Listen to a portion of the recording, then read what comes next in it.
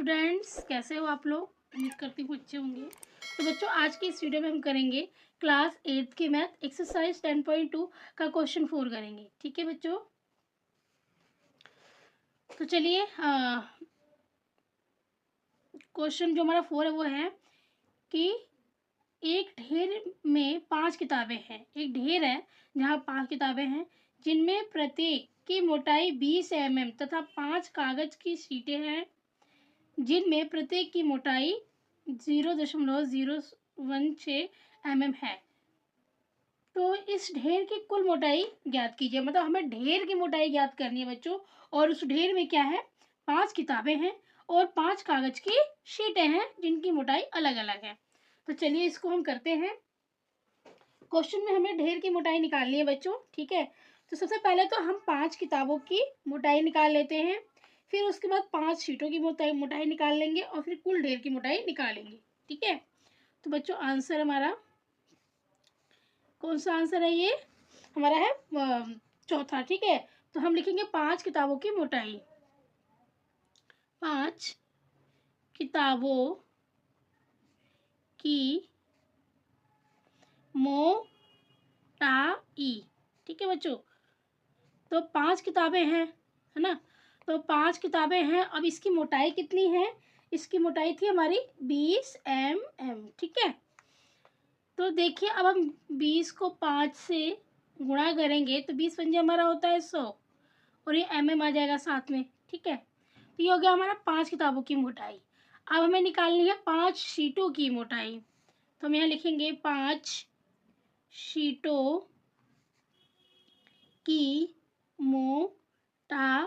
ठीक है बच्चों, अब 5 शीटों की है तो 5 से हम क्या करेंगे, उसकी जो भी मोटाई है शीट की उससे हम गुणा कर देंगे। तो 5 गुणा में 0.016, ये जो है हमारी एक शीट की मोटाई है।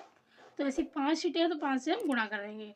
ठीक है, तो देखिए बच्चों, मैं यहाँ गुणा करके आपको दिखा दे रही हूँ, मैं नीचे कर दे रही हूँ यहाँ पे। ठीक है, देखिए 0.016 है, इसे 5 से गुणा करती हूँ मैं। तो 5 से 30 का 0 हासिल 3, 5 कम 5 6 7 8, 5 0 0 दशमलव लग जाएगा यहाँ पे, फिर 5 0 0। कितना आ रहा है? 0.080, 0.080 और mm। ठीक है, क्योंकि इसके साथ mm था तो यहाँ पर mm आ जाएगा। ठीक है बच्चों, अब ये हमारी हो गई 5 किताबों की, ये हमारी हो गई शीटों की।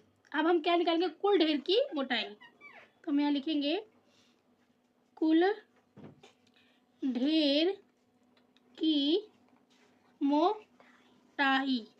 ठीक है बच्चों, हम क्या करेंगे, इन दोनों को हम जमा कर देंगे, है ना? तो हम यहाँ पे लिखेंगे कि 100 प्लस में 0.080। ठीक है बच्चों, इन दोनों को हमने जमा कर दिया। अब लिखने का तरीका आपको आना चाहिए। देखिए 100 में हमें ये जमा करना है, तो देखिए 100 हमने इस तरीके से लिख दिया। अब हमें 0. तो देखिए यहाँ इस 100 के साथ ना दशमलव नहीं है, इसका मतलब कि सबसे लास्ट में दशमलव है। ठीक है, अब हमें ये जमा करना है। तो दशमलव के पहले 1 0 है, फिर दशमलव नीचे दशमलव, फिर 080। अब इसको बच्चों हम क्या कर देंगे? जमा। तो देखिए 0 और ये 8.0.001 हमारा कितना आ रहा है बच्चों? हमारा यहाँ पे आ रहा है 100.80। ठीक है, हमारा इतना आ रहा है ना, और इसके साथ तो mm चल रहा है, तो ये mm तो हमारा चलेगा। ठीक है, इतना ही आ रहा था ना, ये 8 के पहले भी 0 आ रहा है, तो बच्चों ये 8 के आगे भी एक 0 आ रहा है। ठीक है बच्चों, तो ये हो गया हमारा। ठीक है, ये हमारा आ गया, कुल ढेर की मोटाई इतनी आ गई। अब बच्चों अगर आप इस आंसर को मानक रूप में लिखना चाहोगे तो कैसे लिखोगे? अगर हम इस संख्या को मानक रूप में लिखेंगे तो कैसे लिखेंगे? देखिए, मतलब आंसर में तो सिर्फ कुल ढेर की मोटाई पूछा है आपको। ठीक है, तो कुल ढेर की मोटाई तो हमारी ये आ गई, ये हमारा आंसर हो जाएगा। लेकिन अगर इसको आपको मानक रूप में लिखना है तो कैसे लिखोगे आप? तो देखिए, आपको पता है कि हमें दशमलव को एक अंक बाद शिफ्ट करना होता है, तो हम इस दशमलव को यहाँ शिफ्ट करेंगे। ठीक है, तो हम यहाँ लिखेंगे मानक रूप, लिख देते हैं मानक रूप। अब इस दशमलव को हम यहाँ शिफ्ट कर देंगे, ठीक है। तो 1.00 फिर 080, ठीक है।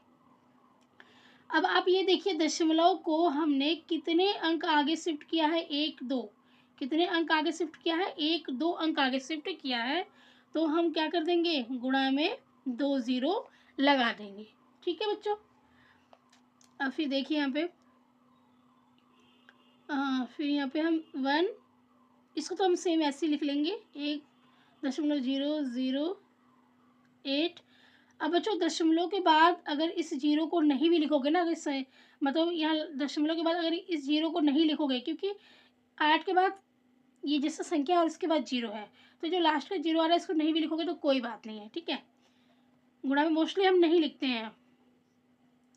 अब इन जीरो को तो लिखना पड़ेगा क्योंकि इनके बाद संख्या है, ठीक है।